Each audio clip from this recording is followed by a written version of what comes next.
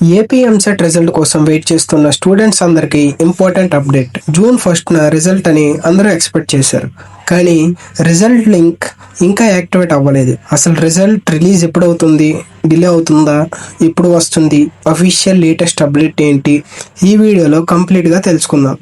First update ఏంటంటే APSCHE మరియు JNTU Kakinada ముందుగా జూన్ 1న రిజల్ట్ రిలీజ్ అవ్వచ్చు అని ఇండికేషన్స్ ఇచ్చాయి.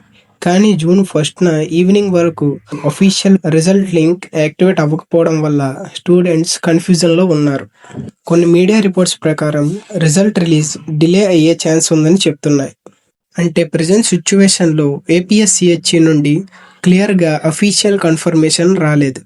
రిజల్ట్ రిలీజ్ అయ్యాక మీకు స్కోర్ కార్డ్, ర్యాంక్ కార్డ్ రెండూ ఒకేసారి అవైలబుల్ అవుతాయి. చెక్ చేయడానికి మీకు రిజిస్ట్రేషన్ నెంబర్ మరియు హాల్ టికెట్ నెంబర్ అవసరం.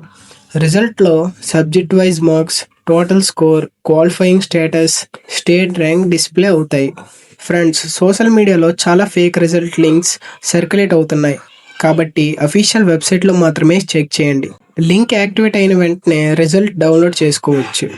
రిజల్ట్ రిలీజ్ అయ్యాక కౌన్సిలింగ్ షెడ్యూల్ కూడా త్వరలో అనౌన్స్ చేస్తారు.